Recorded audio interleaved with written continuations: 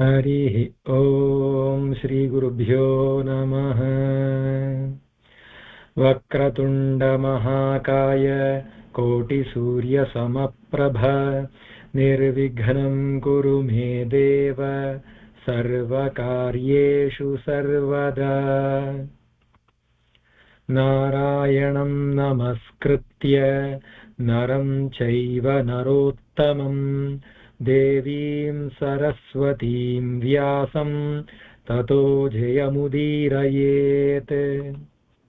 गुरुर्ब्रह्मा गुरुर्विष्णुः गुरुदेवो महेश्वरः गुरुः साक्षात् परब्रह्म तस्मै श्रीगुरवे नमः। ॐ सहना भवतु सहनौ भुनक्तु सह वीर्यं करवावहै तेजस्विनावधीतमस्तु मा विद्विषावहै। ॐ शान्ति शान्ति शान्तिः। Excellent. First, let us review what we have learned in the yesterday's session, the 12 slokas that we revised yesterday. Is there anybody to volunteer to recite the 12 slokas that we learned yesterday? चन्द्राननं चतुर्बाहुं श्रीवत्साङ्कितवक्षसं Rukmini सत्यभामाभ्यां सहितं कृष्णमाश्रये।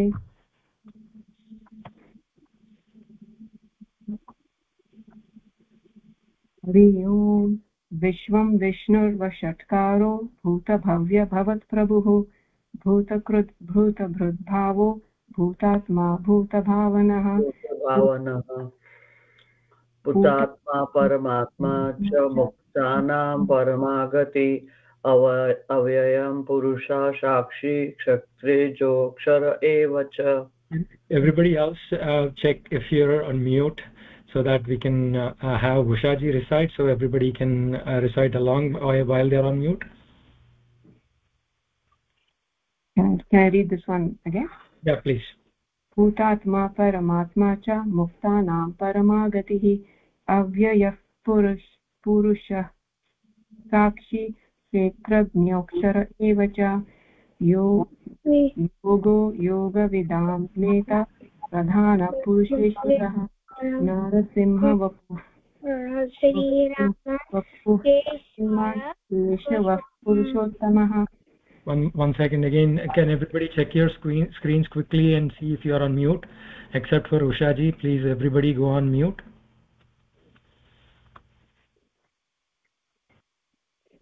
Go ahead, Ushaji. सर्व शिवस्थाणुर्भूताधिर्निधिरव्ययः सम्भवो भावनो भर्ता प्रभुरीश्वरः स्वयंभू शम्भुरादित्यः पुष्कराक्षः अनादिनिधनो दाता विधाता धातुरुत्तमः अप्रमेयो हृषीकेशः पद्मनाभो मरप्रभुः Vishwakarma मनुस्त्वष्टा सविष्ठः सविरो ध्रुवः। Quick note here, madam. So we are not supposed to separate Padmanabho and Maraprabhu. It is actually Amaraprabhu, which is the leader of gods. So when we are combining Padmanabha and Amaraprabhu, it will become the Avagraha, which means the becomes the Bho. So it is one combined word, Padmanabho Maraprabhu. So the A, but the A is not, the A sound is not heard, right? Padmanabho. It's combined together. Padmanabho Maraprabhu. If we were to separate that, it becomes Padmanabha Amaraprabhu. Okay. Padmanabha, which is the one with the lotus in the navel. Amara Prabhu, Amara being the gods, Prabhu, he is the leader or the god of gods. Together, combined together, it becomes Padmanabho Maraprabhu. Padmanabho Maraprabhu. Is that okay? Yes. Okay, thank you. Thank you. अग्राह्य शाश्वत कृष्णो लोहिताक्ष प्रधर्दनः प्रभूत त्रिककुब्धाम पवित्रं मङ्गलं परम् ईशानः प्राणदः प्राणो ज्येष्ठः श्रेष्ठः प्रजापतिः हिरण्यगर्भो भूगर्भो माधवो मधुसूदनः ईश्वरो विक्रमी धन्वी मेधावी विक्रमः क्रमः अनुत्तमो दुराधर्ष कृतज्ञ कृतिरात्मवान् सुरेशरणं शर्म विश्वरेतः प्रजाभवः अह संवत्सरो व्यालः प्रत्ययः सर्वदर्शनः अजः सर्वेश्वर सिद्ध सिद्धि सर्वादिरच्युतः वृषकपिरमेयात्म सर्वयोगविनिश्रुतः वसुर्वसुमना. We didn't start that yet, so we are going to do that in this session, Ushaji. Thank you so much. You did a great job. Thanks for volunteering. Really appreciate it. Thank you. So let's get started with the current session. Atharv, one of you wanted to volunteer, right? Who is volunteering today? Atharv, right? Yeah, that's me. Okay. So 1 to 2 words. Please repeat after me. Vasur Vasumana. Vasur Vasumana. Satyas. Satyas. Samatma Sammitas. Samatma Sammitas. Samaha. Samaha. So what I'm doing here is, so if you see Vasur Vasumana, the Visarga, it's followed by a Sa. And Satya, after that, the Visarga is followed by another Sa. And Sammitas, Samaha, so another Sa, Visarga is followed by another Sa. So when we combine the Visarga with the Sa, it becomes the double Sa as we talked, right? So when I'm dividing the letter itself, I am giving a little bit of Sa sound, so that it goes along with the sa, the second sa coming along in the next word when we combine it together. So if we look at it, Vasur Vasumana Satyas Samatma Sammitas Samaha. So that's what we are trying to do here. Okay. Amogha. Amogha. Gah. Gah. So the closing of lips on this one. Amogha. Amogha. Pundarikaksho. Pundarikaksho. Vrushakarma. Vrushakarma. Vrushakritihi. Vrushakritihi. One more time. Vasur Vasumana. Vasur Vasumana. Sorry, it's Vasur Vasumanas. Vasur Vasumanas. Satyas. Satyas. Samatma Sammitas. Samatma Sammitas. Samaha. Samaha. So we're going to see this again, right? So let's say I want to divide it at Satyah. Okay, I don't want to combine that is a good place to divide if I can't do the entire thing together. So how that will go is, the first Visarga will combine with the Sa to make the double Sa. Vasur Vasumana Satyah. Then I land. Then again Samatma Sammitas Samaha. See how the Visarga is combining with the next Sa to make the sound. Okay. So Amogha. Amogha. Pundarikaksho. Pundarikaksho. Vrushakarma. Vrushakarma. Vrushakritihi. Vrushakritihi. Okay, the full sentences I'm going to land in the middle there, and then we're going to do 2 halves. Vasur Vasumana Satyah Samatma Sammitas Samaha. Vasur Vasumana Satyah समात्मा सम्मितः समः अमोघः पुण्डरीकाक्षो वृषकर्मा वृषाकृतिः अमोघः पुण्डरीकाक्षो वृषकर्मा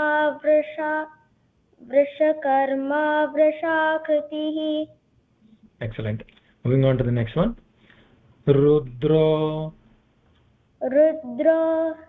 bahushira bhabrur vishvayonis शुचिश्रवाः अमृतस् शाश्वतस् स्थाणुर्वरारोहो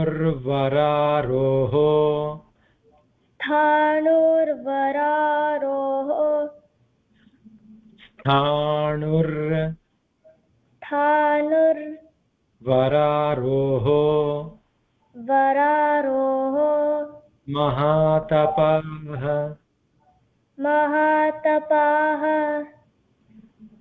रुद्रो बहुशिरा बभ्रुर् विश्वयोनिः शुचिश्रवाः विश्वयोनिः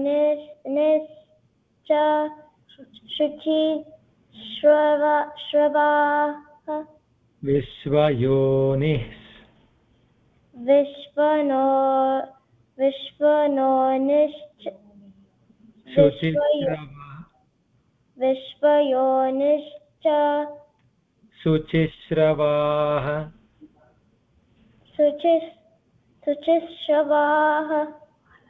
अमृतस् शाश्वतस् स्थाणुर्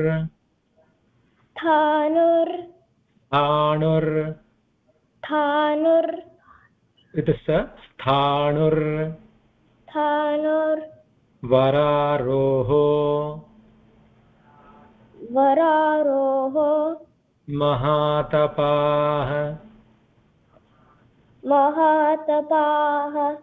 the full sentence now rudro bahushira babhrur vishvayonis suchisrava.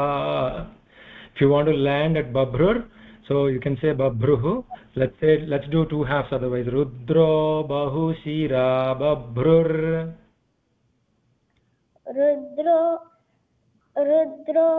bahushira babhrur विश्वयोनिः शुचिश्रवाः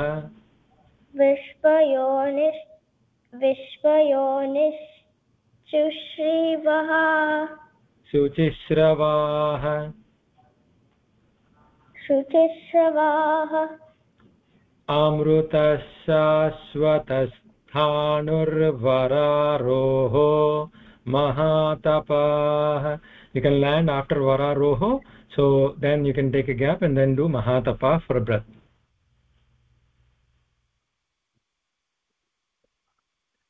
Atharv, you're doing great. Don't be nervous. It's some of these can get a little complicated, but you're doing great. You're on mute. If you're doing it, you have to unmute and do it. Yeah, sorry about that. His elder brother will continue the next shloka. I'm sorry. He is little nervous. Let him take some rest. So. No problem. Yeah. What is the name of the brother? Arnav. Arnav, come on. Yeah. So you want to do the full sentence, Arnav? Okay. Yeah. Amrutasashvatasthanur vararoho mahatapah. Amrutasashvatasthanur vararoho mahatapah. Tapah. Next one, moving on to the next one. Sarvagah. Sarvagah. Sarva. Sarva. Vidbhanur. Vidbhanur. Vishwakseno. Vishwakseno. Janardanah. Janardanah. Vedo. Vedo. Veda. Veda. Vidavyango. Vidavyango. Vedango. Vedango. Vedavitkavihi. Vedavitkavihi. Sarvagah. Sarvagah. Sarva. Sarva. Vidbhanur. Vidbhanur. Vishwakseno. Vishwakseno. Janardanah. Janardanah. Vedo. Vedo. Vedavidavyango. Vedavidavyango. Vedango. Vedango. Vedavitkavihi. Vedavitkavihi. A full sentence now. So now we are not going to break at with bhanur. We are not going to break at that. We'll try to do that full word and then take a break there for Janardana if you want to. Sarvaga sarva vidbhanur vishwakseno Janardanah. Sarvaga sarva vidbhanur vishwakseno Janardhanah. Vedo veda vidavyango vedango vedavitkavihi. Vedo veda vidavyango vedango vedavitkavihi. Excellent. Next, move on to the next one. Lokadhyakshas. Lokadhyakshas. Suradhyaksho. Suradhyaksho. Dharmadhyakshah. Dharmadhyakshah. Kritakritah. Kritakritah. Chaturatma. Chaturatma. Chaturvyuha. Chaturvyuha. So chaturvyuhas chaturdamstra. So chaturvyuhas let's do chaturvyuhas. Chaturvyuhas. Chaturdamstras. Chaturdamstras. Chaturbhujah. Chaturbhujah. So what happened in this word is the ha chaturvyuha and chaturdamstrah, so it became sha. So we cannot break those, so it has to be one continuous word there.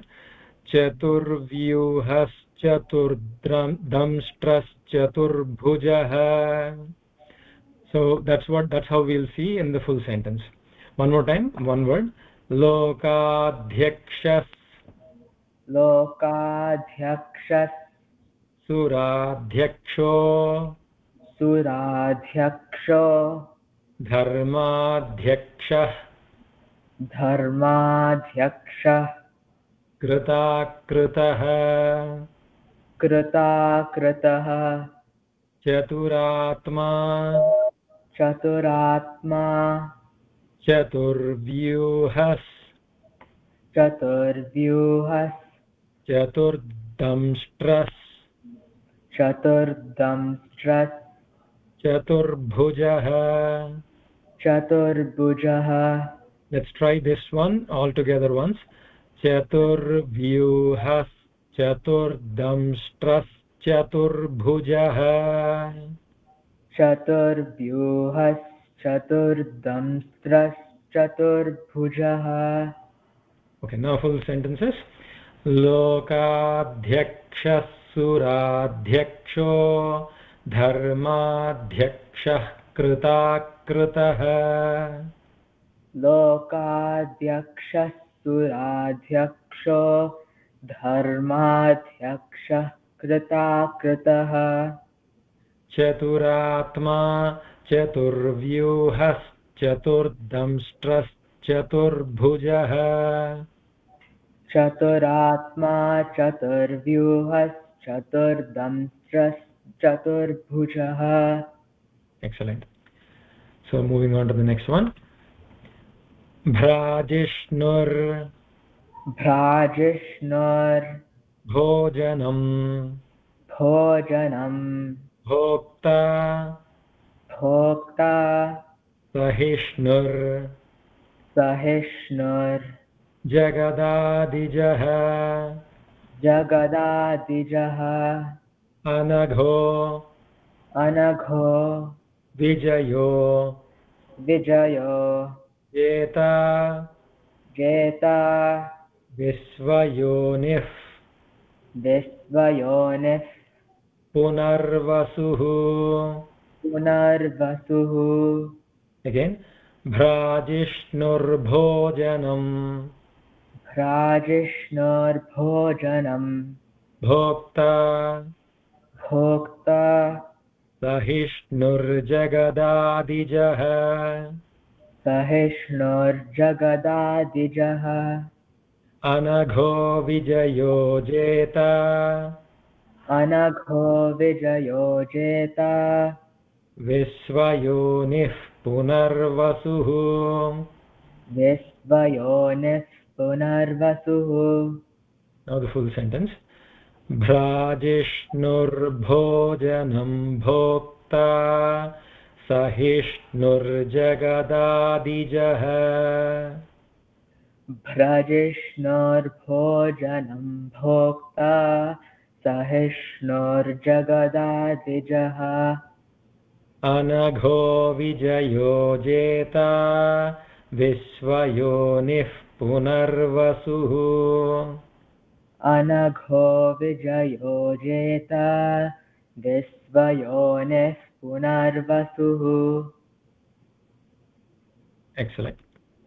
उपेन्द्रो उपेन्द्रो वामनः वामनः प्रांशुरमोघः प्रांशुरमोघः शुचिरूर्जितः शुचिरूर्जितः अतीन्द्रः अतीन्द्रः संग्रहः संग्रहः सर्गो सर्गो धृतात्मा धृतात्मा नियमो यमः नियमो यमः उपेन्द्रो उपेन्द्रो वामनः वामनः प्रांशुरमोघः प्रांशुरमोघः शुचिरूर्जितः शुचिरूर्जितः अतीन्द्रः अतीन्द्रः संग्रहः संग्रहः सर्गो सर्गो धृतात्मा धृतात्मा नियमो यमः. नियमो यमः. Now the full sentences. If you have to land in the middle, so you can separate it saying pramsyuhu amogha suchirurjitah. So pramsyuhu and amogha together, visarga and a together becomes a ra. So if the one way to say it is upendro vamanah pramsyuhu amogha suchirurjitah. Otherwise what we're going to do is upendro vamanah pramsuramogha suchirurjitah. You can do whichever one you.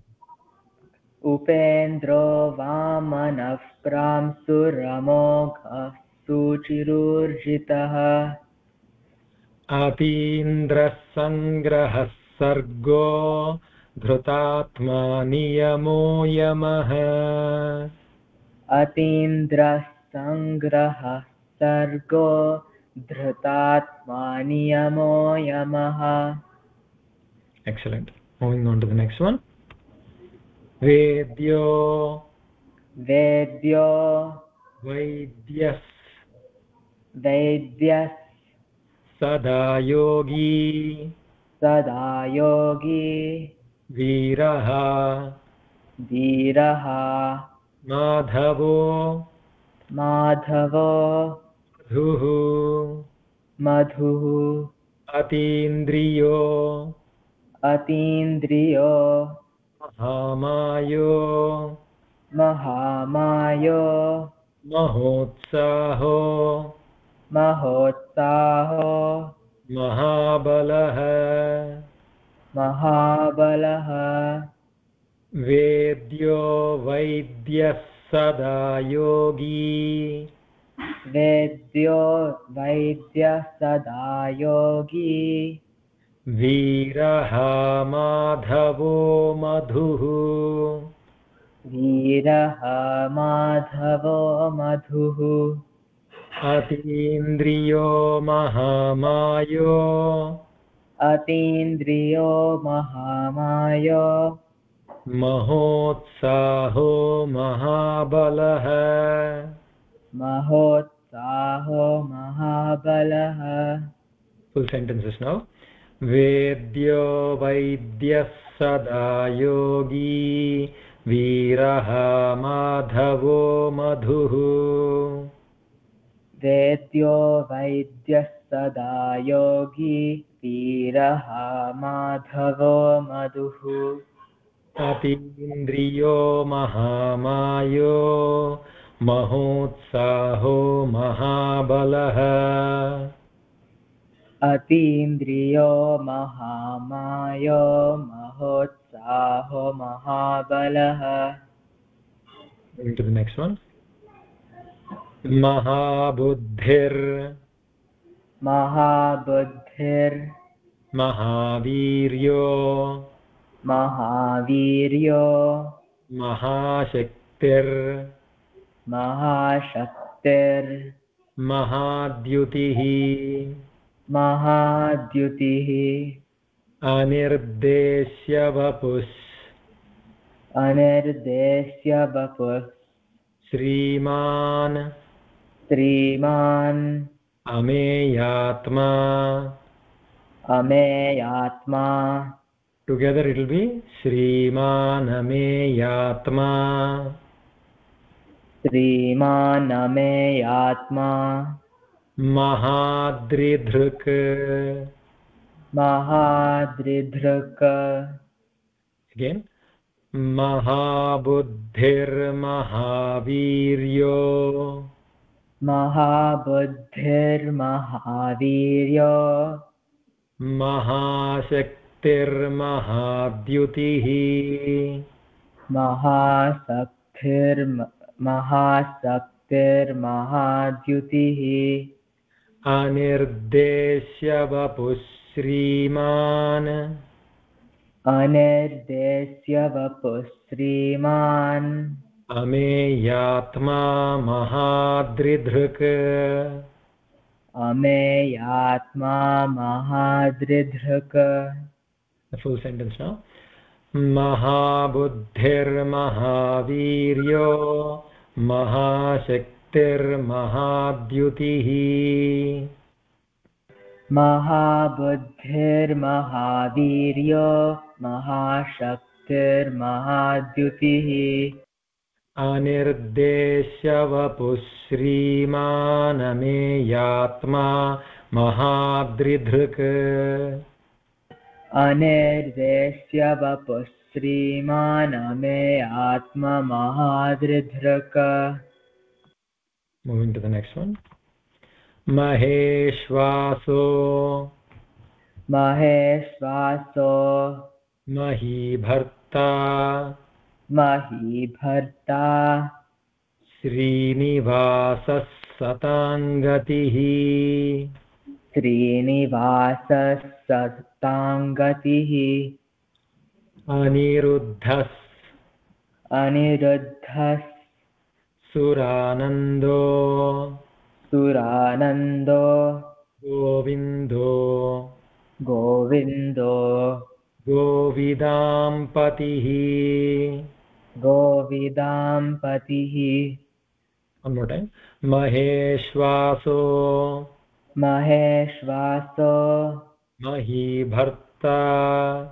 महीभर्ता श्रीनिवासः सताङ्गतिः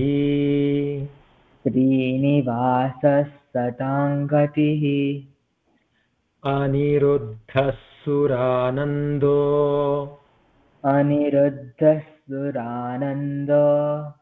गोविन्दो गोविदाम्पतिः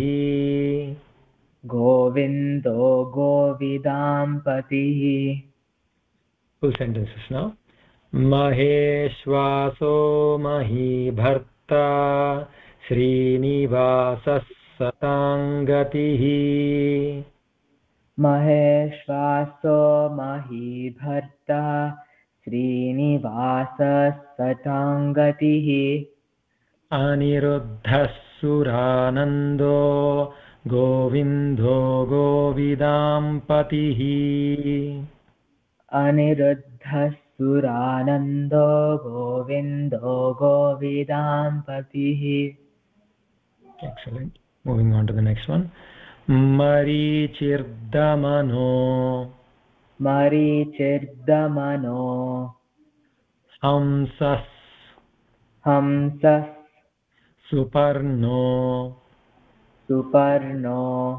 भुजगोत्तमः हिरण्यनाभः सुतपाः पद्मनाभः प्रजापतिः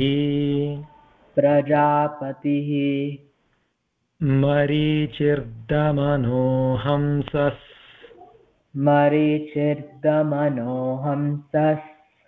सुपर्णो भुजगोत्तमः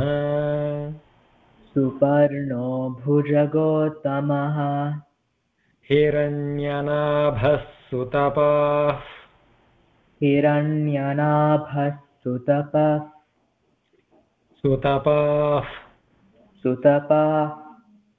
पद्मनाभः प्रजापतिः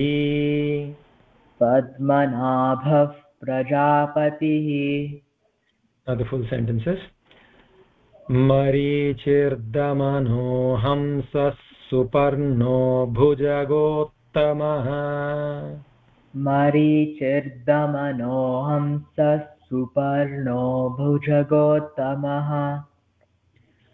हिरण्यनाभः सुतपाः पद्मनाभः प्रजापतिः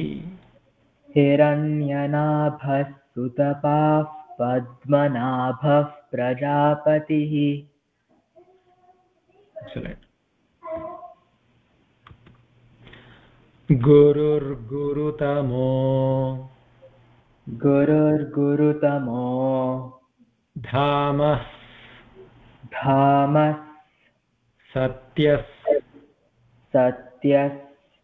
सत्यपराक्रमः निमिषो just one second I think 35 sloka miss Guruji 35 okay going back let's do the 35th one okay.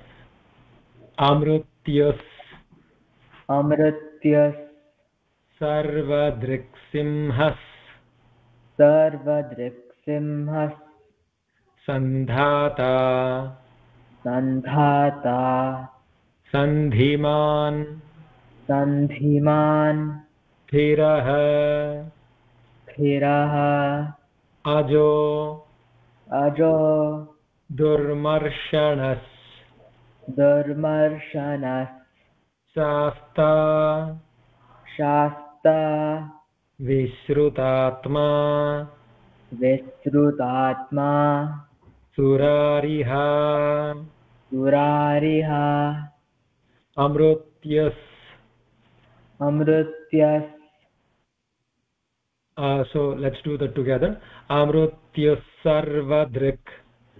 अमृत्यः सर्वदृक् It's a two. Amrutyas sarvadrik. अमृत्युः सर्वदृक् Simhas sandhata. सिंहः सन्धाता Sandhiman sthiraha. सन्धिमान् स्थिरः Ajo अजो durmarshanah shasta. दुर्मर्शनः Sasht Vishrutatma विश्रुतात्मा surariha. सुरारिहा The full sentences. Amrutyus sarvadrik simhas sandhata sandhiman sthirah. अमृत्युः सर्वदृक् सिंहः सन्धाता सन्धिमान् स्थिरः Ajo durmarshanah shasta vishrutatma surariha. अजो दुर्मर्शनः शास्त विश्रुतात्मा सुरारिहा Now the 36th one. Gurur gurutamo गुरुर्गुरुतमो dhamas धामः satyas सत्यः satyparakramah सत्यपराक्रमः nimisho nimishas निमिषो निमिषः sragvi स्रग्वी vachaspati वाचस्पतिर् vachaspati Vachaspati rudaradhihi. रुधारधीः No stress on the first the rudaradhihi. रुदारधीः Gurur gurutamo dhamas गुरुर्गुरुतमो धामः satyas satyparakramah सत्यः सत्यपराक्रमः nimisho nimishasragvi निमिषो निमिषस्रग्वी vachaspati rudaradhihi.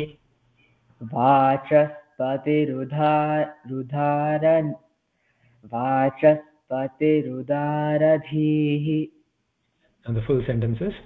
Gurur gurutamo dhamas satyas satyparakramah गुरुर्गुरुतमो धामः सत्यः सत्यपराक्रमः nimisho nimishasragvi vachaspati rudaradhihi.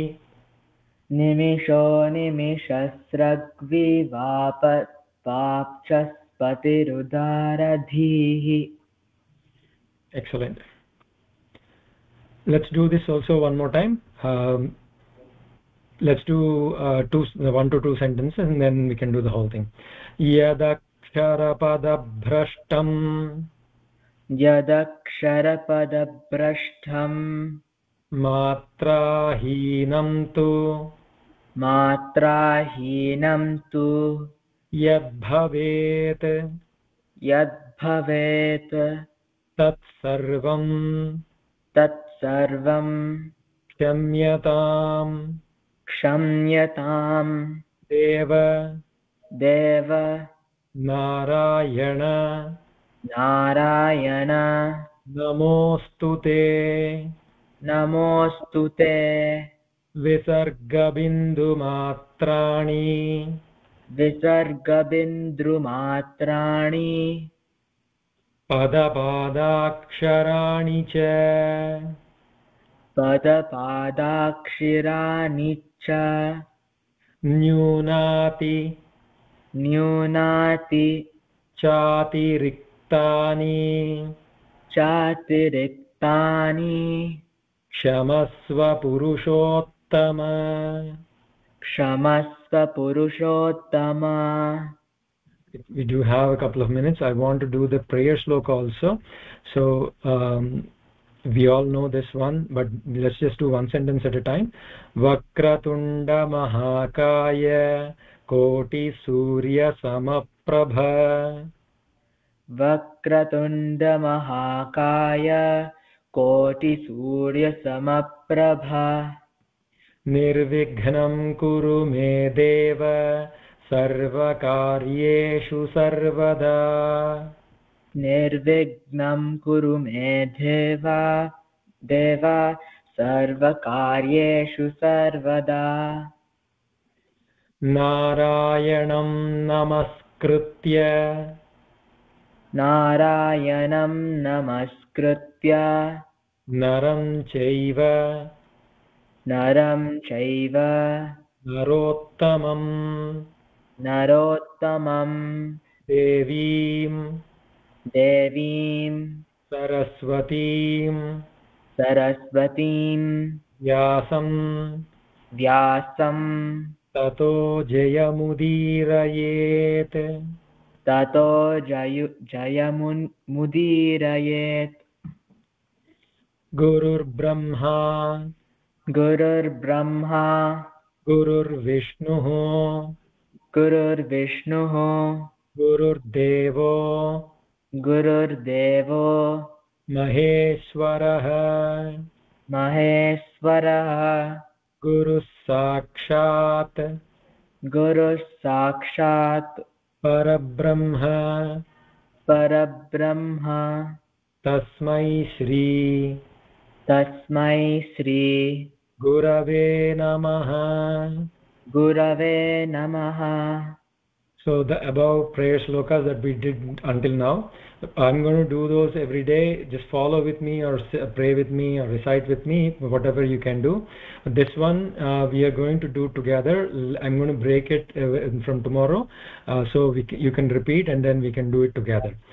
Om Sahana Bhavatu ॐ सहना भवतु Sahanau Bhunaktu सहनौ भुनक्तु सह वीर्यं करवावहै सह वीर्यं करवावहै तेजस्विनावधीतमस्तु तेजस्विनावधीतमस्तु मा विद्विषावहै मा विद्विषावहै ॐ शान्ति शान्ति शान्तिः ॐ शान्ति शान्ति शान्तिः. Thank you, Arnav. You did a great job. I appreciate you volunteering. So we are going to do the 12 slokas together. If you want to do with me, that's fine. Or if you want to go on mute, that is fine as well. Okay. I'll do it with you. Vasumana Satya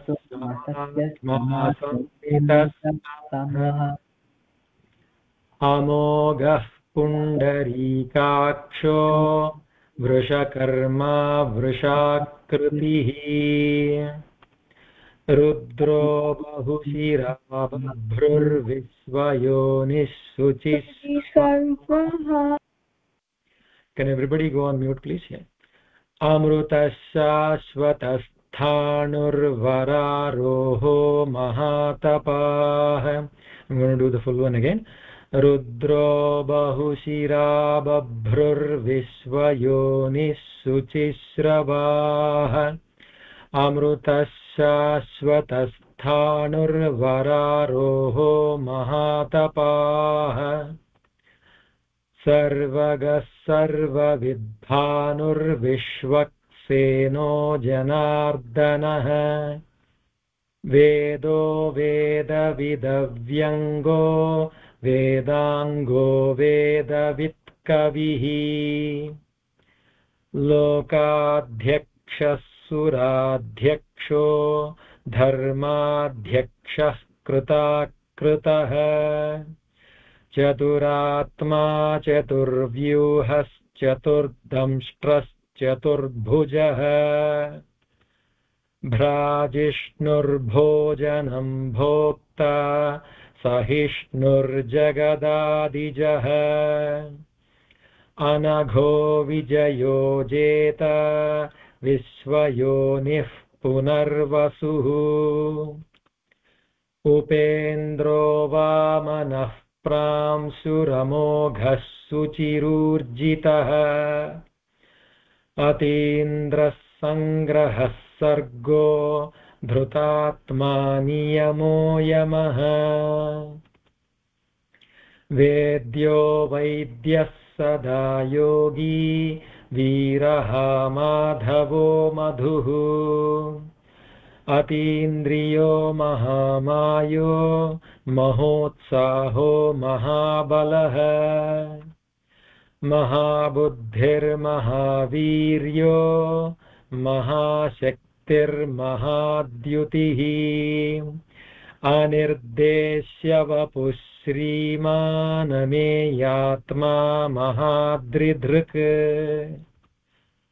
महेश्वासो महीभर्ता श्रीनिवासः सताङ्गतिः अनिरुद्धः सुरानन्दो गोविन्दो गोविदाम्पतिः मरीचिर्दमनोहंसः सुपर्णो भुजगोत्तमः हिरण्यनाभः सुतपाः पद्मनाभः प्रजापतिः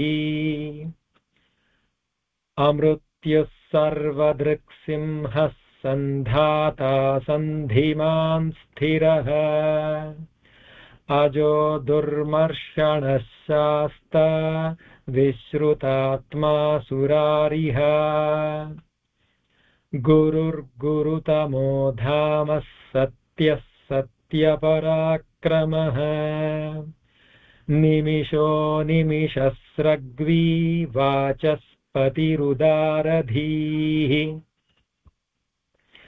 यदक्षरपदभ्रष्टं मात्राहीनं तु यद्भवेत् तत्सर्वं क्षम्यतां देव नारायण नमोऽस्तु ते विसर्गबिन्दुमात्राणि पदपादाक्षराणि च न्यूनातिचातिरिक्तानि क्षमस्व पुरुषोत्तम ॐ शान्ति शान्ति शान्तिः